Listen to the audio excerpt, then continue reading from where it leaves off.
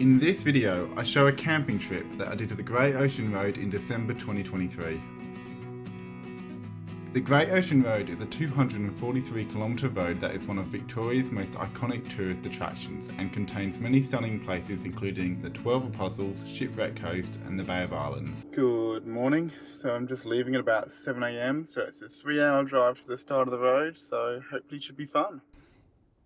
I am starting the road at Allansford and am ending the journey at Torquay.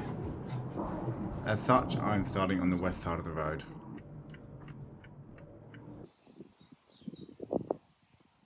I went to stop at a cheese factory on the way at the start of the trail, but unfortunately it's closed on weekends, so... The road was originally built by returned soldiers from World War I between 1919 and 1932. So I am coming up to the first tourist attraction called the Bay of Islands.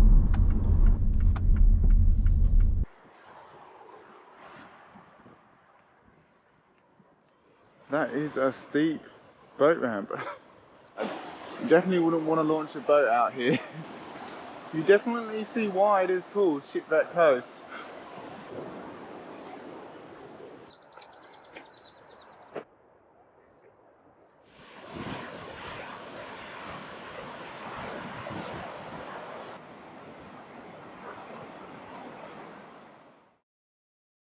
So I actually thought the other one was the Bay of Islands viewpoint, but that turns out it was just mainly for a boat ramp.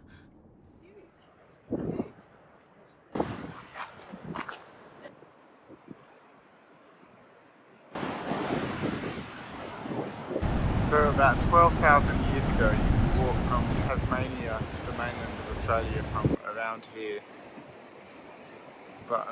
But the sea levels rose and I imagine a lot of erosion has occurred since.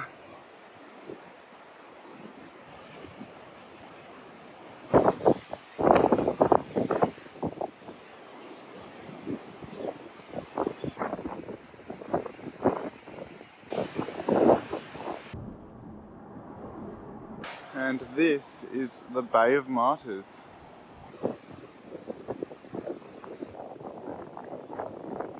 One of these cliffs in the distance is Massacre Point.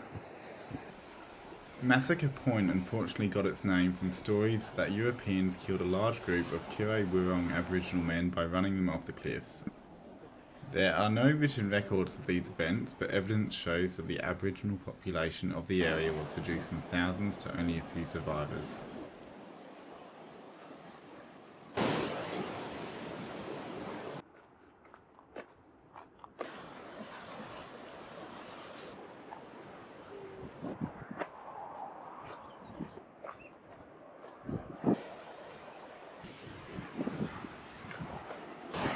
After reading the history of the area, and after another short drive, I had a quick stop at Curdy's River.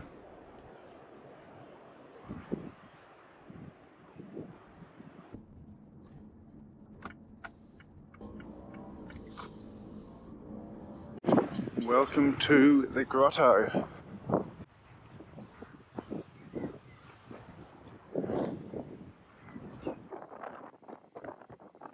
The grotto was a small archway with some rock pools behind it.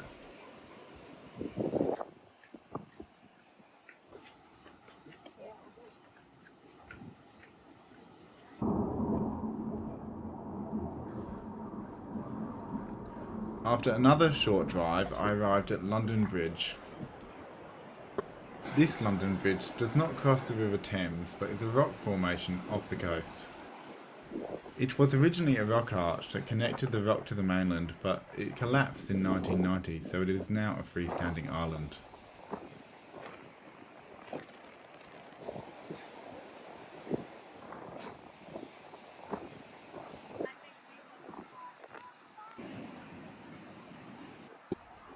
Again, after another drive, I arrived at Lockhart Gorge. Lockhart Gorge is the home of the most famous shipwreck across Shipwreck Coast, where there were only 2 teenage survivors.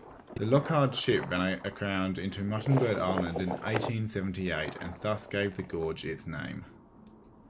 3 minutes driving later, I arrived at the 12 Apostles, the Great Ocean Road's most famous attraction. The 12 Apostles are a group of rocks that sit off the southern coast of Australia. The rocks are built from limestone which over millions of years slowly eroded into the pillars we know today. There are not actually 12 rocks. There were originally 9, but 2 have collapsed and only 7 remain. So I didn't think the 12 Apostles lookout was as good as the Bay of Islands one, but it was definitely busier. I then did a short walk to the Gibson Steps. That's a good way down.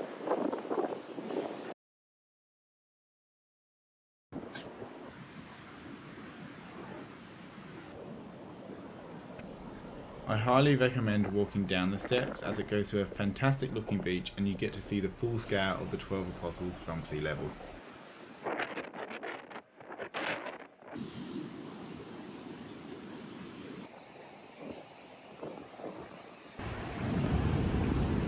I reckon the cliffs next to me are about 30 metres tall, and now I have to climb up again. The terrain soon changed and I was soon driving among a forest of gum trees. I am looking forward to getting to the campground. I'm starting to feel a bit tired right now, so only about 25 kilometres of driving to go. I stopped at a small viewpoint of a beach and had some lunch.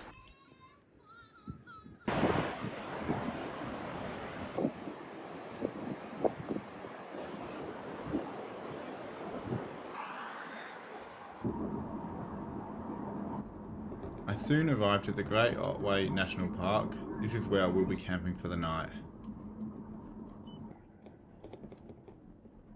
I am definitely glad my car isn't all-wheel drive right now. Oh, yeah, that's a big bump.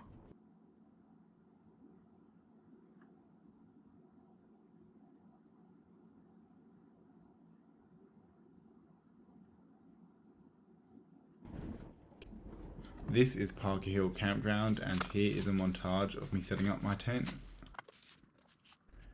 It was the first time that I'd set this one up, but it was fairly easy, so it only took me about 10 minutes.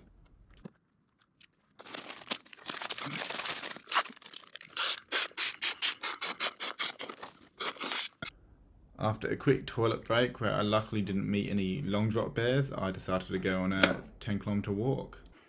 Already seen a wallaby. Now hoping I see a few more animals around. I decided to do the inner loop first because I thought it might be nice to see the coast when it's sunset time.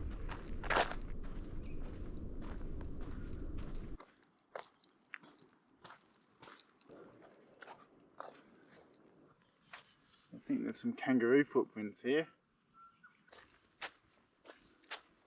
It's so perfect to have a house along here. Not 100% confident walking along this road. My map said there wasn't meant to be a trail next to it, but that does not exist. Unfortunately, I got to the lighthouse a bit late. It closes at 5 PM and I arrived at 5:30. Oh, I just walked into an echidna.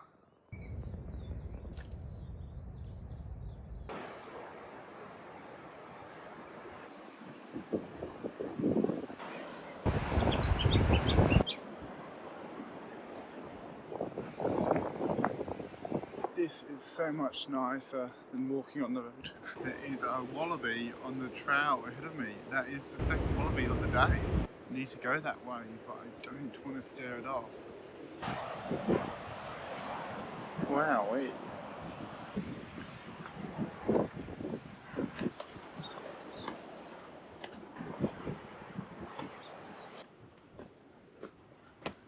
I have to say, the weather has been absolutely amazing today. So heading down to the beach, unfortunately just saw a small black cat, so there seems to be also non-native wildlife around. Seal Point is over there. Unfortunately don't see any seals. Surf is as rough as ever though. Do not want to be in there with those rocks. Now have to climb up again. Only have about 10 minutes of walking left. It's about okay to go. Oh, it's an echidna. Must have been eating these ants. pretty cool to see not just one but two echidnas this hike.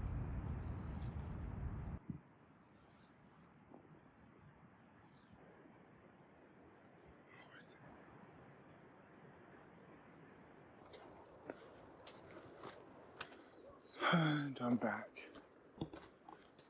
Good morning.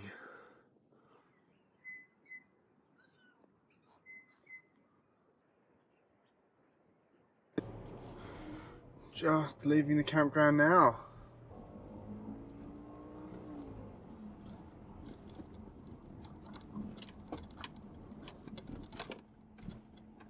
Leaving camp about 7:45.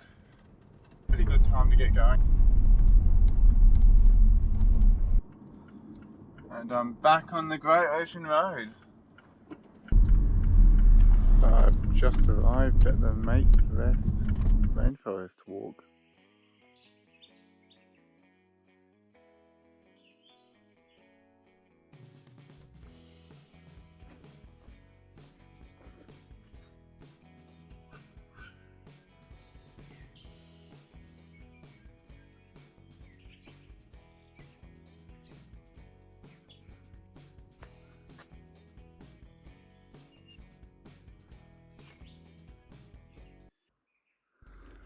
After finishing the short walk, I soon hit the coast again for a slow drive back to Melbourne.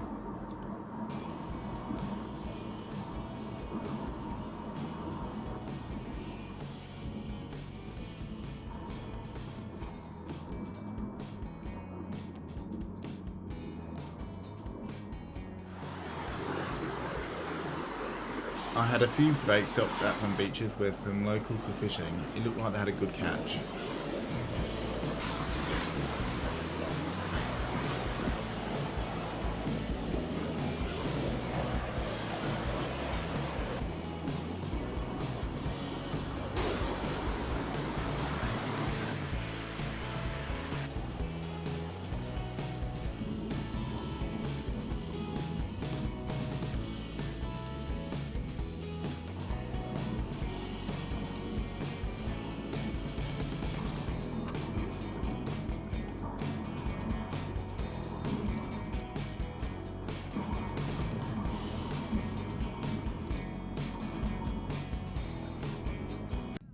I soon arrived at the Memorial Arch on the eastern side of the road.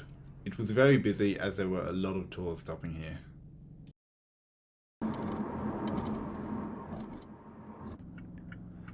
I decided to stop at a chocolate factory near the end of the road. I wouldn't recommend stopping here as it seemed more like a tourist trap than anything and wasn't anything significant. So only have 15 kilometres of the road to go.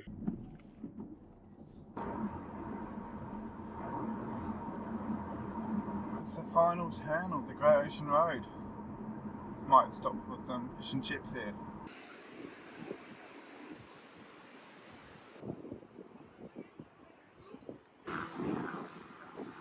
So just finished my fish and chips and I'm heading home now.